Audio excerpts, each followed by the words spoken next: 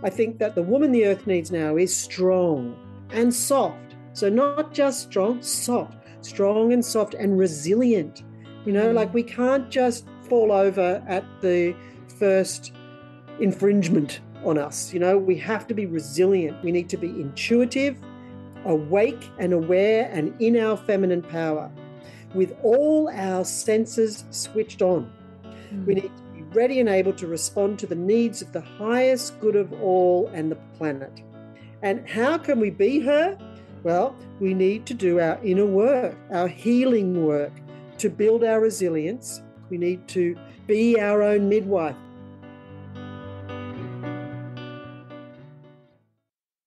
Welcome to the Wildflow podcast with me, Charlotte Puanto, certified cycle and feminine embodiment coach and shamanic womb guide. In this podcast, I'll share my wisdom and conversations with powerful change makers, thought leaders and embodied teachers to invite you to live cyclically in flow with your menstrual cycle instead of fearing it, to heal menstrual shame and normalize womb wisdom and period positivity, and to step into your sovereign magnetic power to create and embody the change you desire to see in your world. Settle in to unleash your wild flow.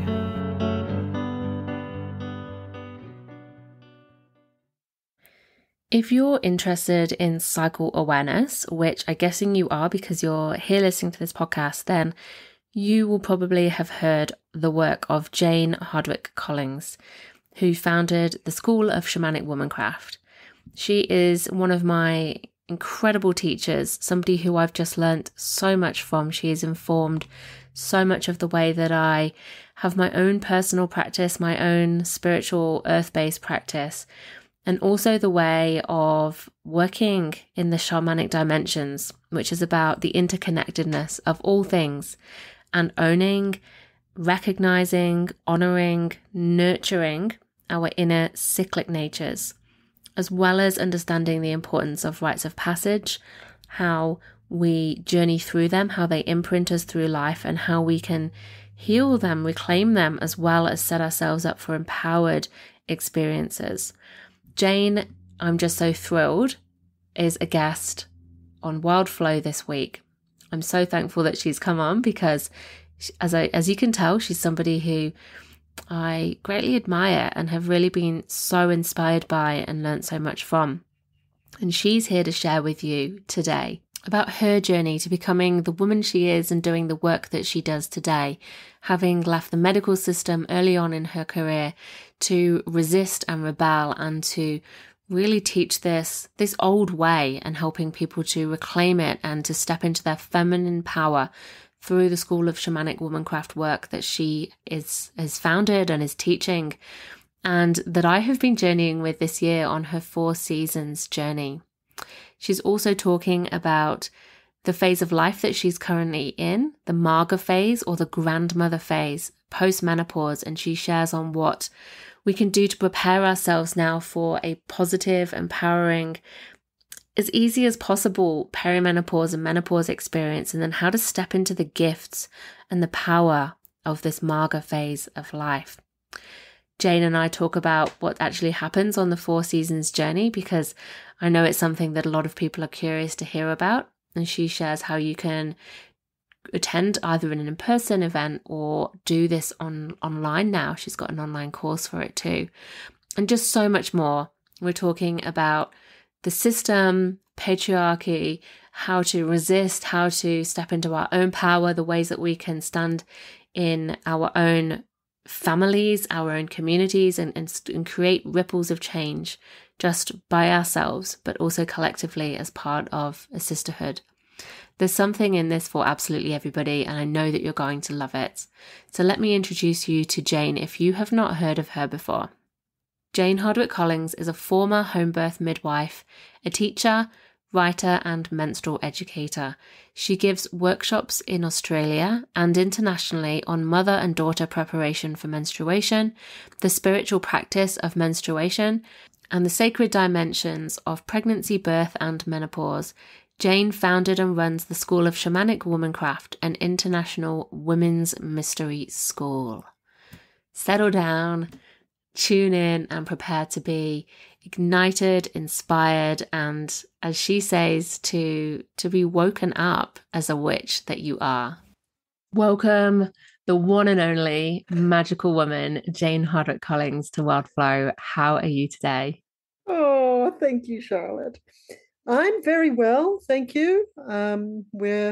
We're currently after a long weekend, so that has a lovely effect to have had a long weekend and a short week ahead. So feeling relaxed, but also feeling lots of energy building.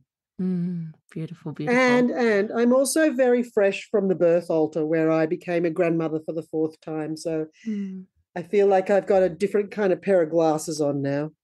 I'm seeing things through the blessings of birth and a newborn. Oh, beautiful. I just love that you got to spend the time. Grandmother in residence, you called it. Yeah. So special. Yeah. Well, thank you for being here with us today. I'm just so thrilled to be chatting with you. And, I was saying to you beforehand, there's just so much that I could ask you about and we could talk about and you could share on here.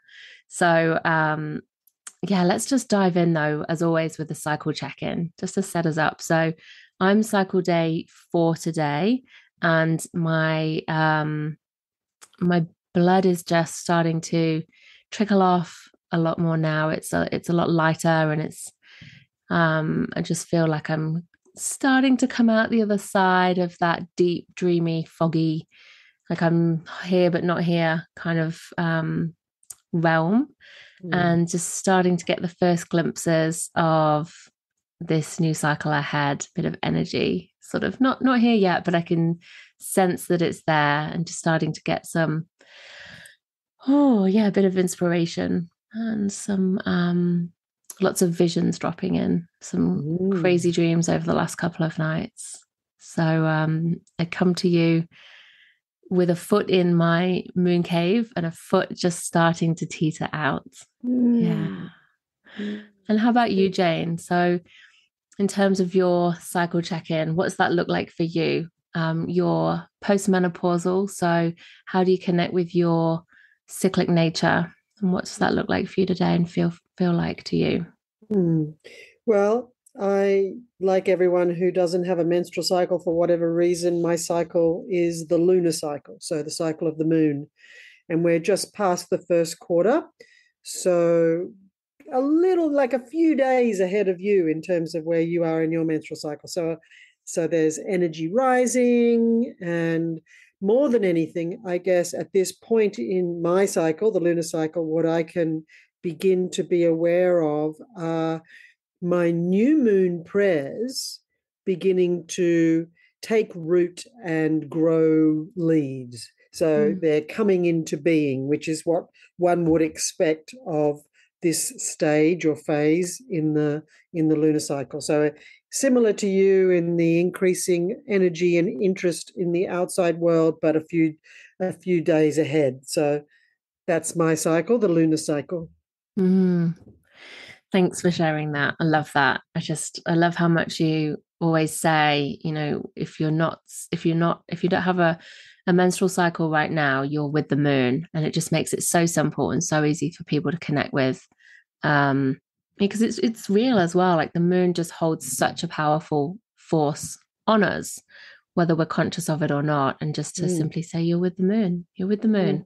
Oh, it just feels like so reassuring. Lovely. And constant too, she never goes away.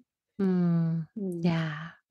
And something that you've been doing with us this year, doing your 4 seasons journey, which is, we'll get into that, but amazing.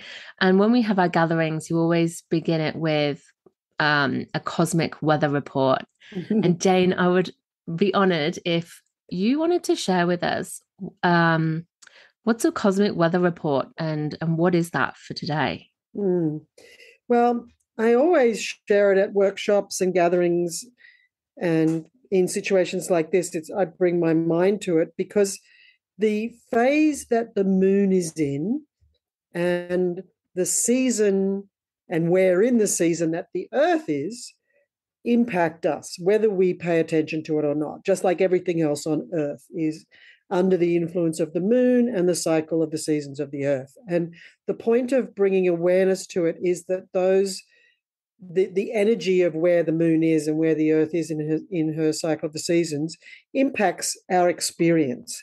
It colors or influences what arises for us, what's significant for us, what's important for us, what we don't care about or what we do care about. So it's kind of like the weather, so that's why I call it the cosmic weather report, because like the weather impacts how we live. This cosmic weather report, the energy of the moon and the sun, which is the briefest of all cosmic weather reports, because you can bring in all the other cycles and all the other planets. And to be clear, your menstrual cycle is the overarching, most dominant experience. But in terms of the lunar cycle of the cosmic weather report, it's what I was just saying about where I am in my cycle. So just past the first quarter. So like that would make us about like maybe 8 or 9 days into the lunar cycle. And I say 8 or 9 days because a lunar day and an Earth day are two completely different things in length as well. So it's the energy rising. It's actually equivalent to the energy that one might be able to attribute to how you feel post-menarche. In fact, like, a girl has been welcomed into womanhood and she's just starting to walk around in that new way of being. That's kind of like what this lunar phase represents. It's just things are starting to take effect, and there's a new thing coming, whatever the new thing is. In this case, it's like a quarter of a way into the lunar cycle. And the other thing that's happens around this lunar phase is that, as I mentioned, the new moon prayers are actualizing. So what that can actually look like and what that could actually require is a reorientation or a focus in on what we're going to focus on this lunar cycle. So, our new moon prayers may have manifested all kinds of sprouts, all the things you want to call into your life. So at this point, a week and a bit on, you've got to choose which one of those sprouts you're going to focus on. Maybe you can focus on 3, maybe you can focus on 1, but to choose from what's arising, what's beginning to grow in your life, choose the things that have the most life force and go with those. So that's kind of like what would be part of the cosmic weather report for now, like what's got your energy, what has got energy and your energy, and that could be where to focus. So the Earth season part of the cosmic weather report takes us to notice where we are in the cycle of the seasons on the Earth. So in the southern hemisphere, we're just a week past the spring or vernal equinox, and in the northern hemisphere, they're just past the autumn or fall equinox. So these are the 2 times in the year when there's equal day and equal night. So the length of the day and the length of the night are the same length of time. So it's an opportunity, like every Sabbat or seasonal shift in the cycle of the seasons of the Earth gives us the opportunity for a spiritual practice. And the equinox spiritual practice, and it's only a week past, so we could still do it now, is to, in the southern hemisphere, with the spring equinox and the cycle of growth, we have the opportunity for spring equinox prayers, which are what do we want to call into our lives to bring balance? So what do we want to plant? Because spring's about planting.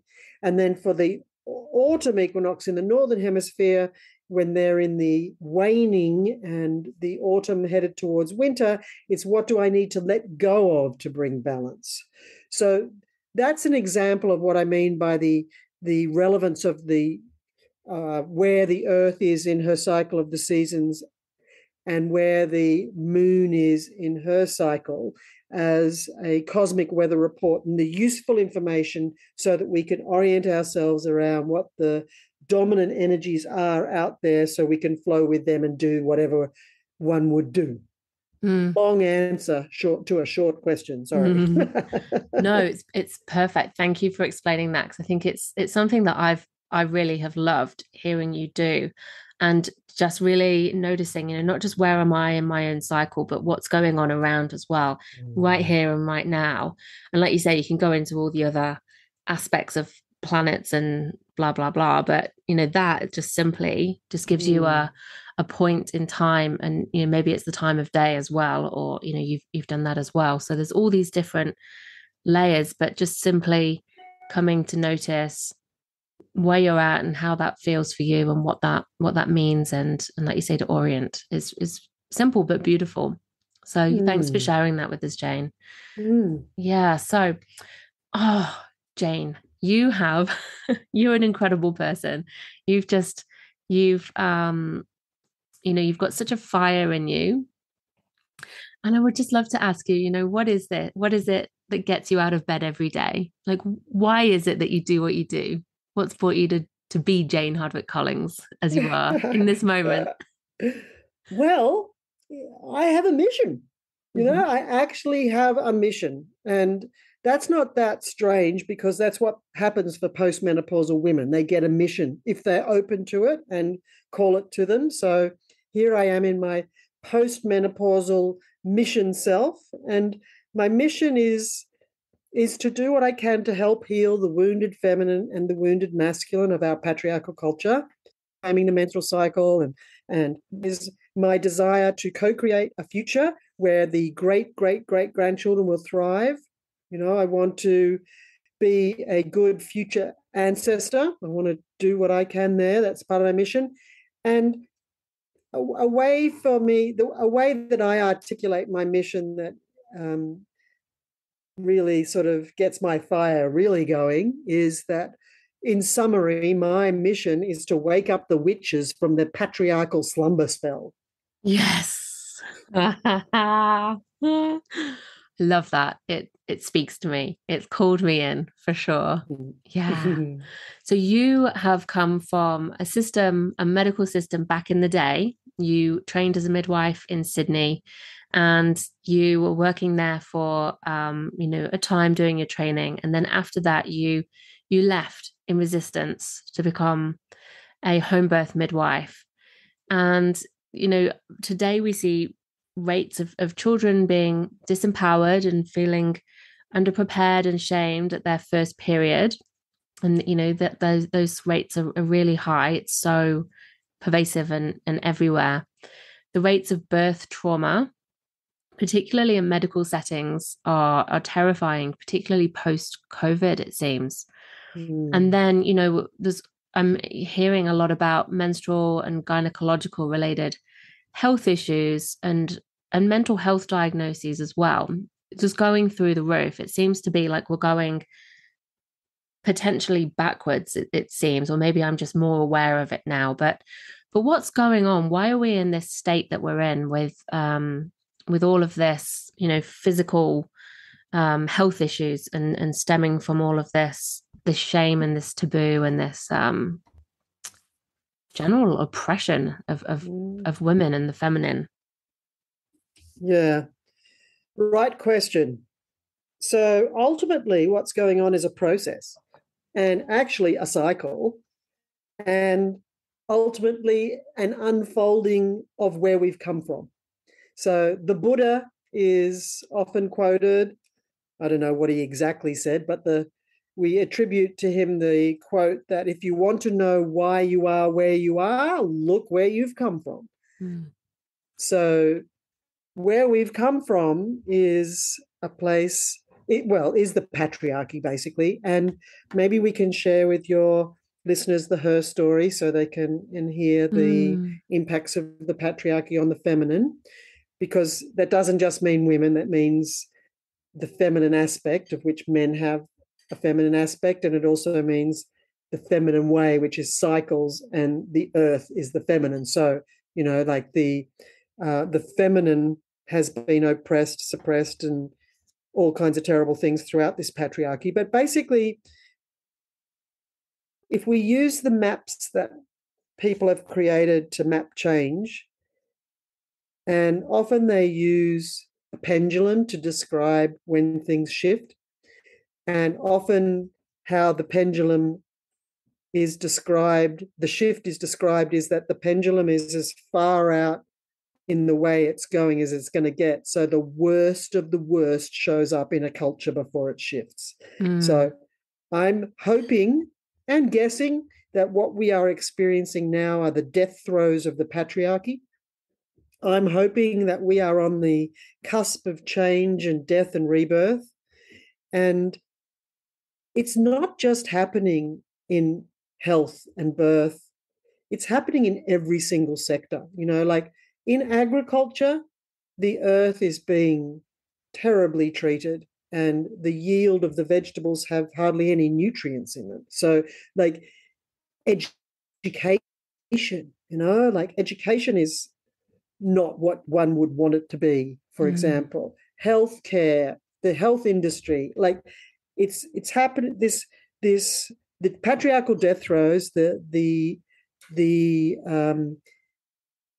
disharmony, dis-ease, dis-everything is happening everywhere. So it's a large thing that we don't need to take personally, but we need to all do something about. So, when systems are way out of balance and they start causing more problems than they solve, they will break down, like they implode and they will be replaced. Like this is the way, right? And new things begin to emerge. And we're seeing that. Even the fact that you call yourself a menstrual cycle coach, like that's revolutionary, actually. So the changes are happening, like everywhere. So it's time for the revolution we've all been talking about. I mean, it's actually the time of the revolution.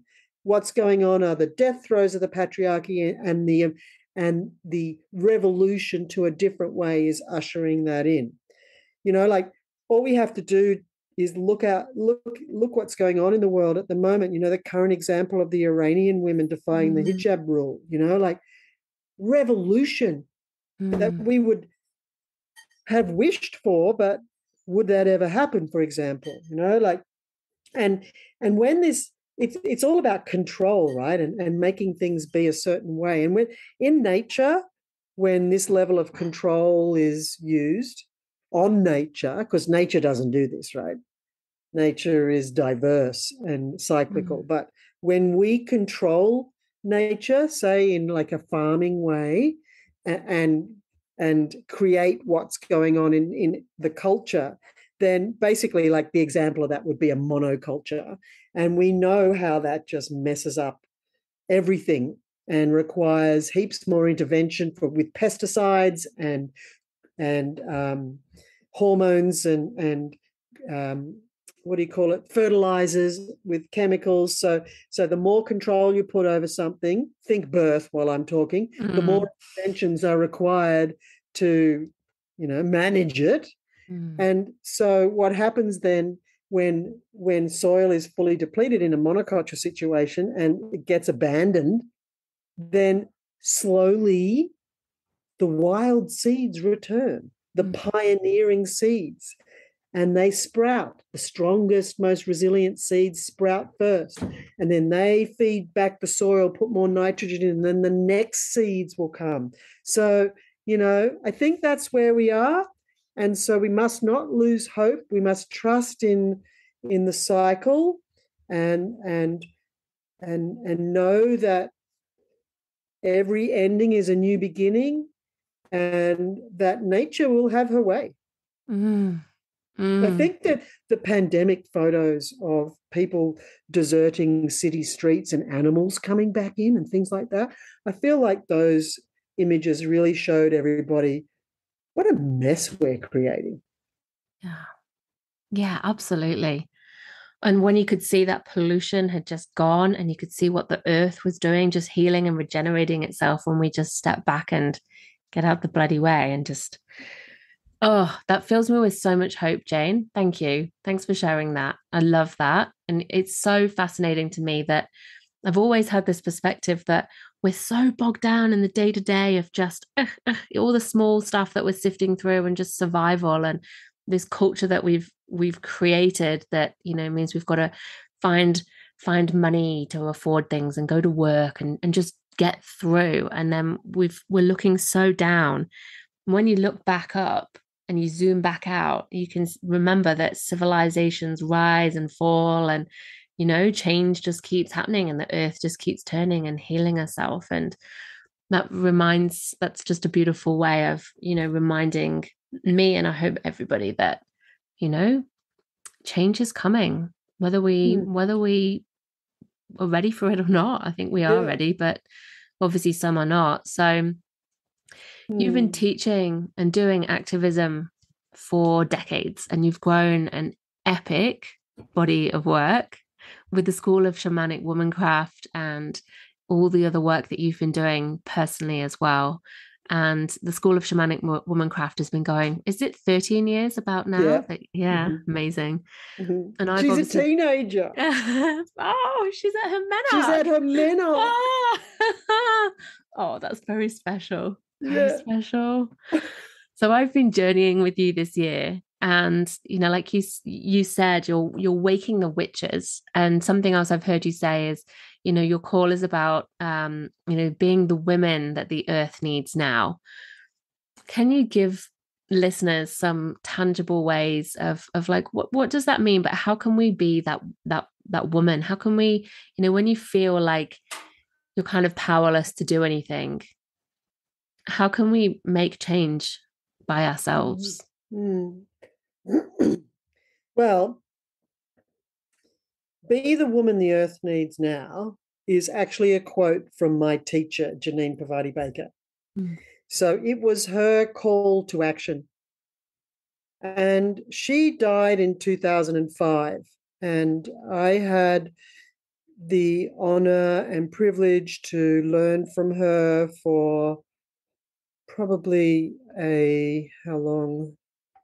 decade and a half before she died, say, so 15 years or so. And she traveled and came out to Australia. She's from America. She stayed with us in Australia, and I helped her do workshops and whatnot, and I went over there a couple of times.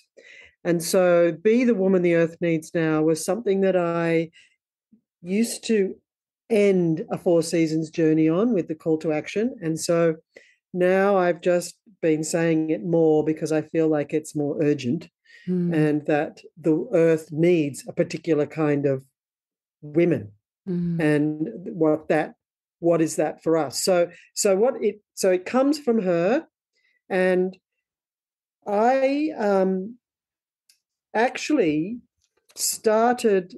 I'll tell you a bit more about that later. Why I started this School of Shamanic Womancraft, but it's connected to her. But being the woman the earth needs now, to me, what that means is to be ready and able to be and do, so not just do, to be and to act for what is happening and what is coming. Like we can't walk around with a blindfold on anymore. We're heading in, well, I think we're already in the dystopia. We're certainly birthing in a dystopia now. And there's many dystopian things happening all around the world. So the women the earth needs now need to be ready and able to be and do whatever is required for what's happening now and what's coming.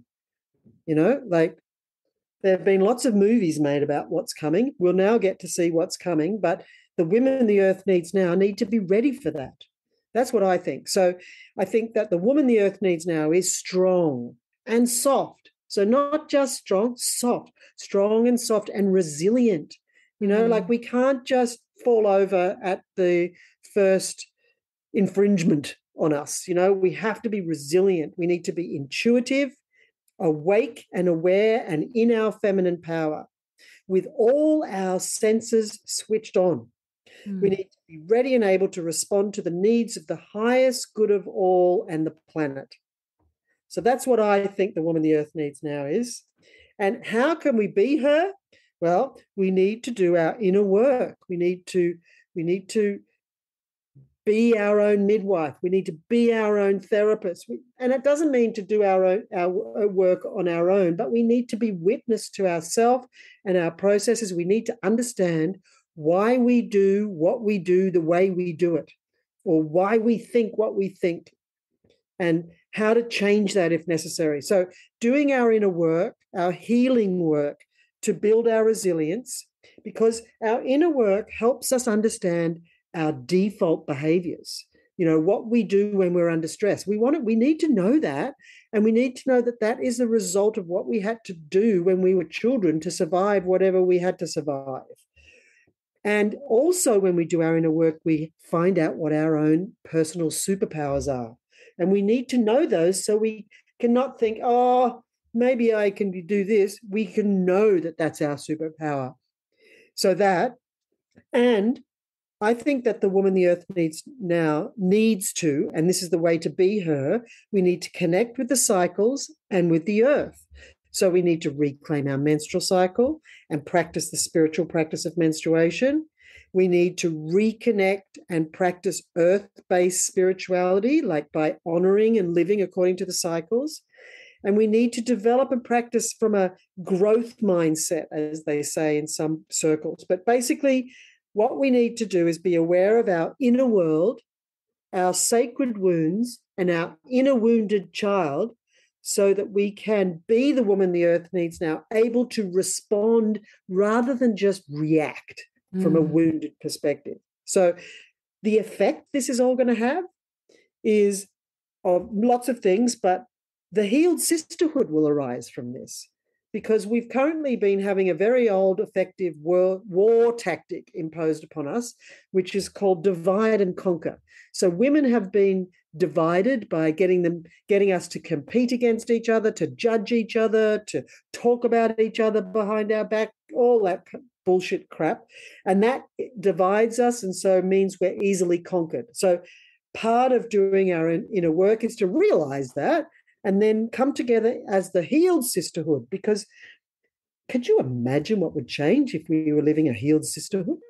So that's part of who the woman the earth needs now. So the ways to do that with women's circles and creating community, and we need to be connected to nature. We need to know that we don't visit nature, but we are nature. We're the human variety of nature. So all of that will have all our senses switched on, so that we will hear what we need to hear. We will see what we need to see. We will know what we need to know. When we connect with all of these things, we will then be wanting to do the things that the earth needs, or the people need, or the animals need. So basically, our intuition and our inner knowing of what we need to do, we will be witches awake, working together for the highest good of all, as agents of the goddess, as I call them. And other practical ways to do this, which are our responsibilities, is we need to do all the things we know we can do in our homes. We need to recycle. We need to buy recycled goods. And we need to eat and buy or grow organic food.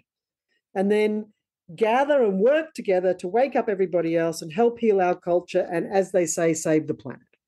So that's what I think the women the earth needs now, who they are, who we are, and how to be that. Incredible. I'm just sat here feeling it all, and it's just like my whole body is so alive and like, fuck yes. Yes.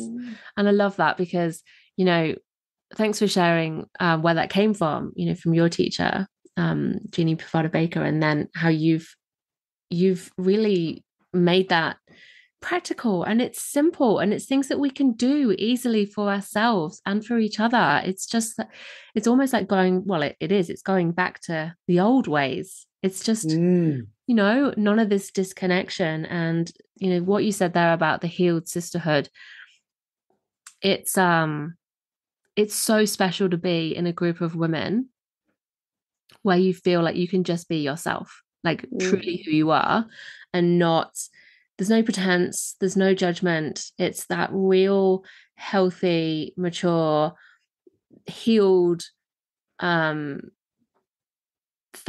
and sisterhood, and those spaces are just so essential. And we need as many people as possible to hold those kind of spaces and role model that it's possible.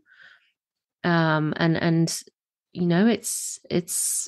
such a special thing. And when we can give that to mothers and women, older women and younger women and children, and say, hey, you don't have to be falling into that divide and conquer thing that happens straight away at school, doesn't it? It's like Mm, instant, and then mm, it's even role modeled from everyone around you, and we can just mm, have, these new generations of people coming through who are just like open into mm, themselves, into each other. So mm. yeah, I tingle. think it starts at the menarche, Mm, yeah. remembering that the veil of estrogen descends upon us at menarche, at our first blood, and that's the hormone of accommodation and self-sacrifice. And I see that playing out with teenagers or younger, however old they are, that they want to all be the same. They don't Mm, want to stand out. They've all got to have the same clothes or watch the same things or whatever it is, and that they conform into being this competitive thing of something being right and other things being wrong. There's only one way to do it, and it starts there, and it just grows and grows and grows. mm. The fight to be included and not, Mm. not excluded at school. It's At real, isn't whatever it? cost. Yeah, yeah, Mm. exactly. Oh, so I'm doing the Four Seasons journey with you this year, which began in, I think it was March time. And it's been, thankfully, in some ways, it's been extended because COVID got in the way and messed up some plans. And so I get to see you all for longer, which is cool. But anyway, it's this incredible year-long, deep shamanic process and experience that is just wildly transformational. And so I'm about halfway through, and includes multiple gatherings across the year in person, which is so nice after everything Mm. we've been through. And some of those processes that you spoke to earlier on is, we're really doing those, to look at our own shadows and our own wounds, and sacred wound work, and exploring goddess archetypes as well, and journeying with allies from the spirit realms and the animal kingdom, and just connecting with our guides and going to the underworld to meet the dark goddess. Just like, ah! We did that at winter solstice. It was like dark, dark, dark, Mm. amazing. So yeah, I've got a vision quest coming up in a couple of months, which will be my first one, and I'm so excited. I've just been telling everybody about this, and everyone wants to know, like, what are you doing? What are you doing? What are you doing? And I'm torn between like telling everything and going, well, it's a mystery. Oh, and I know lots of people want to hear about this, so I would love to just ask you to tell us, or to tell everybody in your words, as the visionary for this, and very much you've been the space holder for this as well. What's the Four Seasons journey about, and what's the impact that it's having? Is obviously waking up the witches, but what are you seeing from this legacy that you've created with the Four Mm. Seasons? Well, it's interesting, how it started. I would never have imagined to do this because I didn't even know it was a thing, right? Um, and I was a home birth midwife at the time, and I was already teaching two workshops, one called Moon Song, which is about the cycles and the menstrual cycle and the spiritual practice of menstruation. And I was also teaching a pregnancy workshop, like preparation for childbirth. So I was doing that work, and I was also doing shamanic practices myself personally. So vision quest, sweat lodge, circle work, journeying, drum making, all of that kind of stuff. So I had the experience of all the things that I ended up weaving into the Four Seasons journey as a really fabulous experience, and eye-opening journey creating freedom, awesome process. And so how this all started was back in 2008 at the National Australian Home Birth Conference, when what's her name, Ricki Lake, Oh yeah. brought out her movie The Business of Being Born. Mm. So they had their launch at that conference, and I spoke at that conference with two other midwives who I'd been working with over the years. And we were like, it was something like 20 years into our midwifery practice, what had we learned or something? And we all shared our perspective. And when I spoke at that conference, I talked about my practice as a spiritual midwife and how I had learned so many things from Janine Parvati Baker as my teacher, and combining shamanic practices that I'd learned from my shamanic teachers and also the things I'd learned as a home birth midwife. And after that conference, a young midwife came up to me, and she was very much very interested in Janine Parvati Baker. She was already dead by that point, and it was really hard to get information about her stuff and who, what she was teaching. And step back 3 years, I actually made a deathbed promise to Janine in Utah when I visited her when she was dying, to continue her work, to carry on her lineage. So then 3 years later, at the end of this conference, this midwife comes up to me and says, you've had the opportunity to learn from Janine. She's dead now. We all want to know what she taught. It's your responsibility to teach us. And I thought, oh my God, how am I going to do that? I'm not a teacher, I'm a midwife. So what I did was I designed a program with a lot of help from one of my other teachers, Sita Barstow, who I learned about Marga from. What she helped me design a program that was more about the midwifery model and how to midwife from a midwifery perspective to navigate our rites of passage in our life and the shamanic dimensions that includes our shadows and the access to the upper and lower realms and the teachers and guides of all of that. So I created this curriculum with a lot of help from Cedar in answer to that call from Melody, that midwife, because I felt like it was not only honoring my deathbed promise, but it was my responsibility. But retrospectively, what I now know was that was all happening at what turned out to be the beginning of my perimenopause. So in my own personal sort of journey and story, I was starting the harvest season of my life there by figuring out how to share it. And now that's where I well and truly am. So the other thing that sat before that even further, in the year 2000, after a quite scary and life-changing financial situation in our family, in desperation, I dedicated my life to the goddess. So I feel like everything that has happened is because of all of those things, and then the impact it's having. And there's nearly 500 women who've either going through the program or have gone through all around the world. And the impact is huge, as women say, it's life-changing. So it's the way I like to describe it now, because as it's grown, as we're saying, 13, what's actually happened is the creation of a modality called shamanic womancraft. So a way of being for healing and education and whatnot.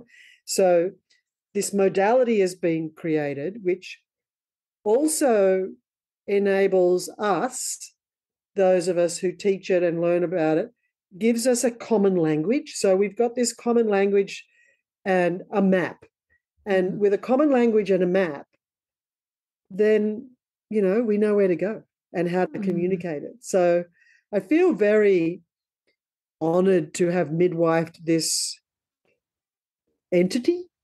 I don't know if that's the right word, but this being, this creature, this school of shamanic womancraft, which was actually called the School of Shamanic Midwifery before, but the government came on to me and said if I didn't change that name, they'd fine me $30,000 to $60,000 every time it appeared somewhere, and if I didn't pay that, they'd put me in jail. So that was just a really good sign that something was working. It holds power. Yes. Yes.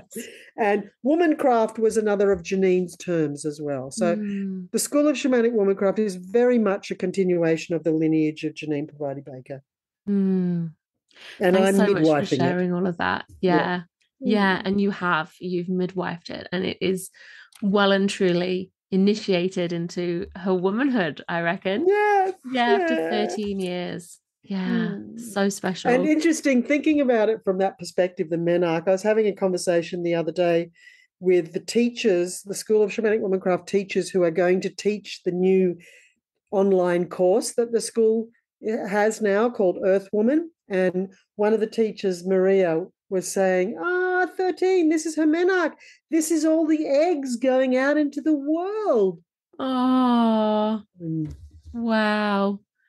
So special. And I so love that. is that course going to be available for people who can't get to one in person? Absolutely. That's what it's made for. It's Mm-hmm. made for women who basically can't get to a face-to-face gathering, which at this point in time is only happening in Australia. Mm. And also for women who just want to do it in their own time, in their own homes. And there's two ways of doing it. One is a self-directed do-it-yourself, however long. And the other is with a small group, minimum 3, maximum 5, guided over a 6-month period through the content with a teacher. So two different ways to do it. As we basically, the point of it is to simulate as much as possible, recreate the inner work of the 4 seasons journey to be available to everybody, so we can get all the women the earth needs now. Incredible. I highly, highly recommend that if you've even got like an inkling of curiosity, or like even a bit of resistance to doing it, that might be a sign this is for you. Because Yes. it took me a while to join up because I've been having babies and stuff, but it was just something that I knew was going to be part of my path. And here I am, and only halfway through. Amazing. Thanks, Jane. So you touched on the word marga that you learned from Cedar Barstow, and you've touched on this as well, but I just really want to touch specifically on marga and this postmenopausal phase of life, as as an archetype, but as a very real part of our life. And it's something that I understand is quite new, and a lot of people haven't really heard of marga and like know what it is. But you're well and truly in this marga phase of life. As you mentioned, you've been a grandmother in residence very, very recently, just fresh back from the birth order back into the world. And you are also such a powerful, prolific creatrix.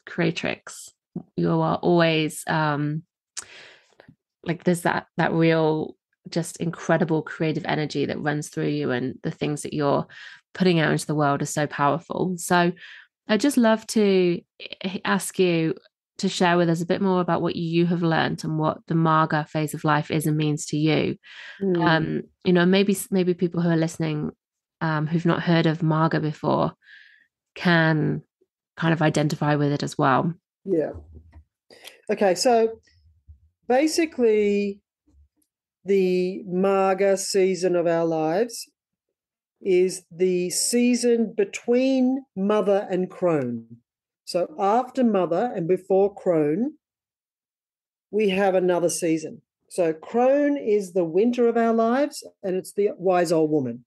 So many of you will have an old grandma or a mother who's in her 70s. That's a crone.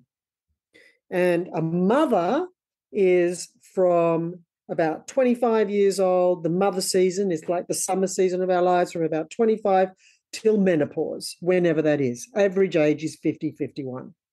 So then from 50 till 75, after summer and before winter, we have the autumn season of our lives.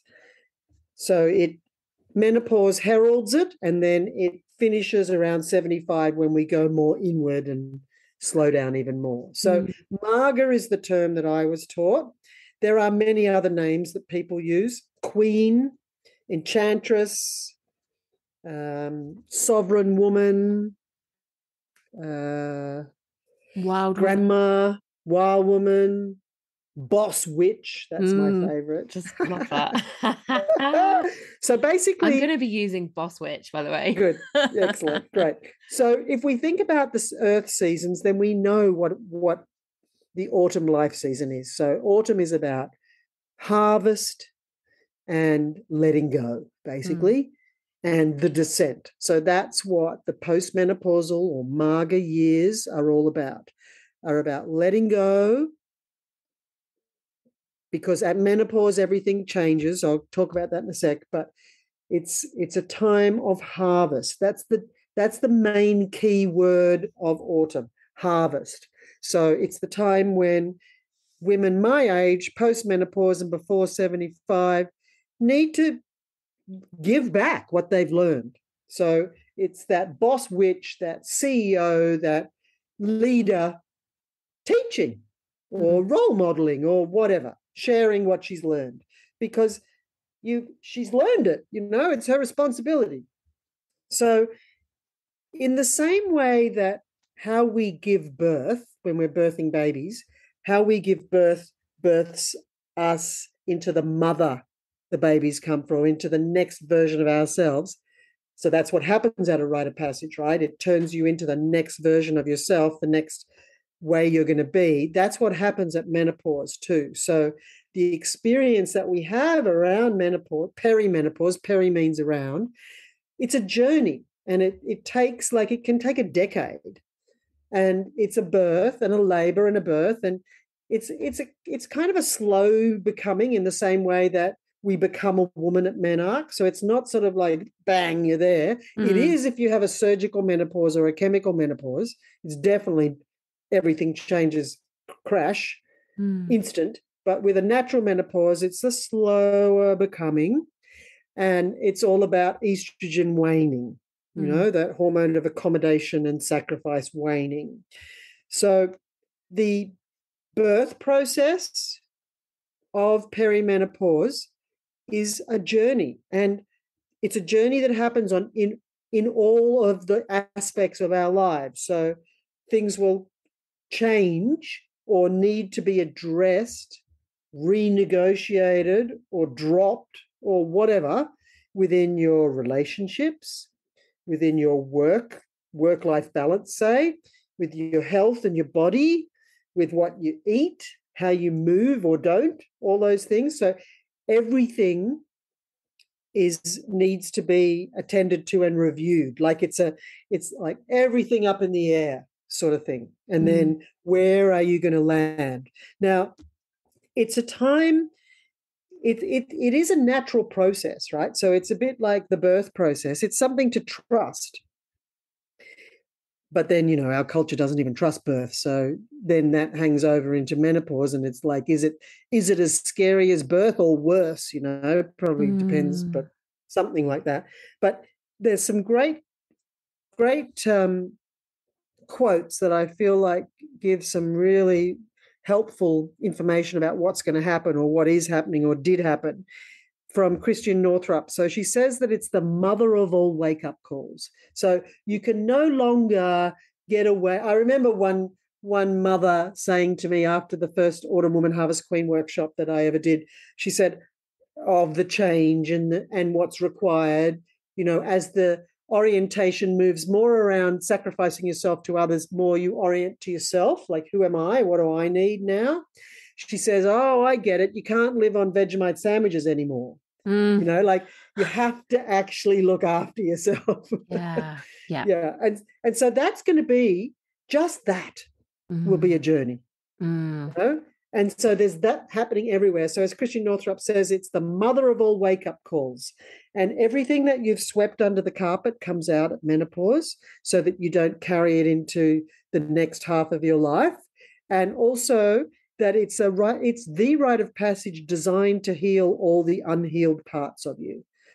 So there's a lot of preparation that you can do knowing that, like, so that you don't land splat into menopause. Lots of preparation, like training your body, getting strong before menopause, because it's much easier to get strong while you've got lots of estrogen than it is when you don't. And to be mindful of how much work you're making your liver do, so that when you go through perimenopause, your liver is available to metabolize the excess estrogen that needs to happen to take you through menopause, instead of it having to be so occupied on metabolizing alcohol and cortisol, so you need to manage your liver and also be mindful about what the big things are that are going to come up. They won't be random and out of the blue. They'll be the things that you have swept under the carpet. Mine was classic. Like I had to stop ignoring that I had high blood pressure. I had to actually do something about it and face all the things that I had in my head about that. It was massive, and that, of course, rippled out to everything else and affected everything because everything is interconnected. So it's quite an amazing process to go through the actual menopause experience. And then in this MAGA phase, it's a whole new responsibility, like I had the honour and privilege to sit with Min Meyer, who's one of our First Nations Australian Aboriginal teachers, and I talked to her about menopause, and she said, because I said to her, oh, well, menopause, we've got to renegotiate everything. And she said, oh, that's such a Western way of thinking, renegotiating everything. Actually, the role of the Mimi, which is her term for the grandmother, which is the term for the postmenopausal woman, not necessarily grandmother, but, that age, the role for the Mimi is not business as usual. It's a whole new role to weave the dreams for the grandchildren. So, like so special. Yeah, and I important. love that. Yeah, just like it's not a renegotiation. Exactly. No, it's new. It's like, look out. And remember, the other big teaching around menopause is to look at where else it happens and what happens there. And evolutionary biologists have looked at human women and pondered, why do human women survive beyond their fertility? What could possibly be the use of them? Which is such an annoying thing to hear. But anyway, what they found was that there are only 5 creatures on the planet that go through menopause. So human women and narwhals, orcas, pilot whales, and beluga whales. So the 4-toothed whales and human women are the only creatures that go through menopause. So they looked at those toothed whales to see, well, why are they still living beyond their fertility? And what they discovered, which is clearly, to my mind, the blueprint for us, is that the postmenopausal grandmother whales were the leaders of their pods. And by their presence ensured the longevity of their daughters and sons and the thrivability, if there's such a word, of their grandchildren. So I feel like that's what we need to embrace as postmenopausal women, as Margas. Our job is to weave the dreams for the grandchildren and be leaders of our communities in order to do that. Incredible. And I've just got a little list of 4 things, and there's probably heaps more, but they came to me quickly about what the gifts are in that phase. Yeah. So we're much more stable because we don't have the ups and downs of a menstrual cycle. We just have the lunar cycle, which is more subtle. So we're stable. We have more energy, and we have increased intuition. And it's amazing, like. Is that a brain thing? Yes. And also increased visionary capacity. Wow. So there hasn't been enough research to see why that happens. There's speculations and all of that, but it's definitely a thing. And the other thing is increased orgasms. Like, the orgasms are so much more intense. Like, why would anybody not be looking forward to this time of life? Well, that's it. The whole thing about being, invisible, powerless, useless, like, it's just bullshit. It's just patriarchy, isn't it? Like you say, it's just like, well, if we're valuing a woman by fertility, like, she's done, what's her purpose now? It's like, actually, because she's so powerful, that's why it's been like tabooed, because she holds so much power, such potential. Sounds amazing. And there's that lovely Native American saying, at menarche, a girl meets her power, Through menstruation, she practices her power, and at menopause, she becomes her power. Yeah. Oh, Jane, I love it so much. And what you said in there as well is really like that's where I'm at in terms of like I'm in my late 30s, but I'm starting to think about, okay, this is going to happen.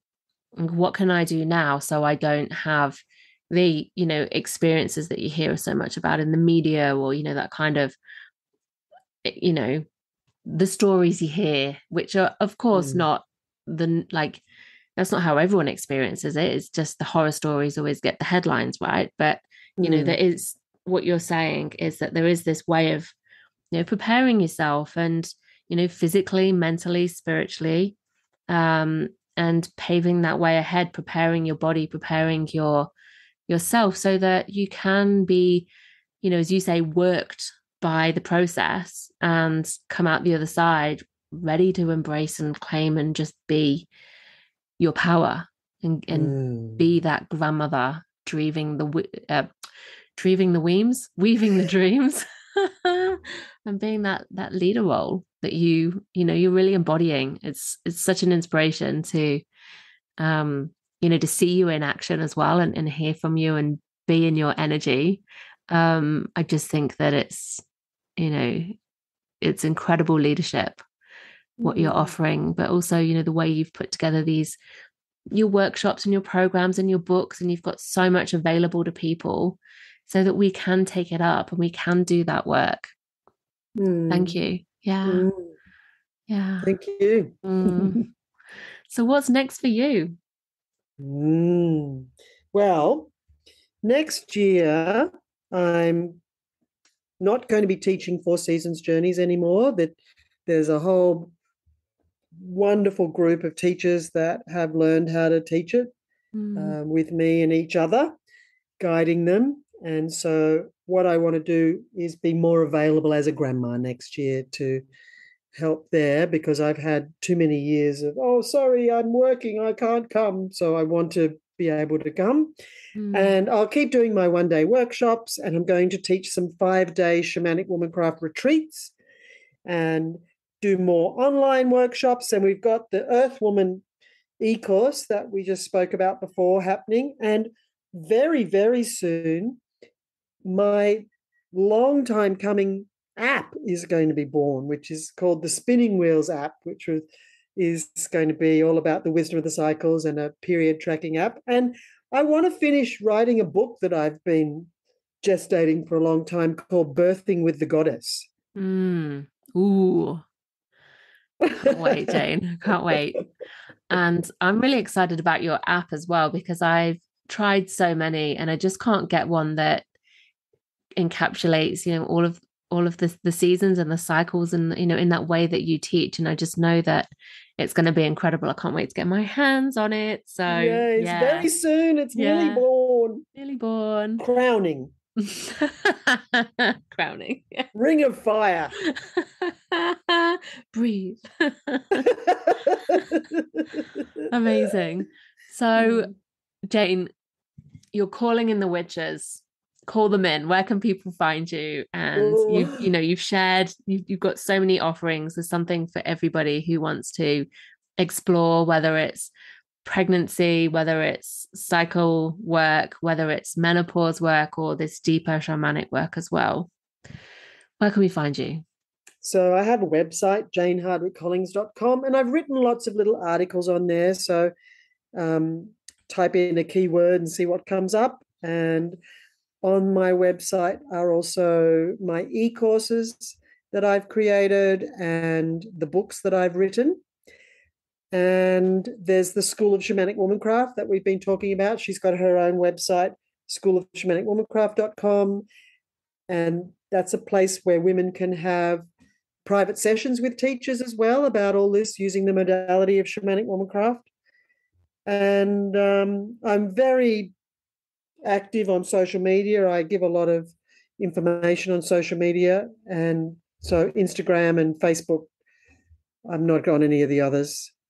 TikTok is the most ridiculous place I've ever visited. I tried, but it was the amount of terrible things that people said to me was so bad. Anyway, so social media on Instagram and Facebook, Jane Hardwicke Collings. So that's the places. Amazing. Thank you. I'll pop all them in the show notes, along with, you mentioned earlier, her story, so people can read that ebook and really understand, you know, what I was saying about how do we get to where we are. It's a powerful, powerful read. So yeah, I'll pop that in as well.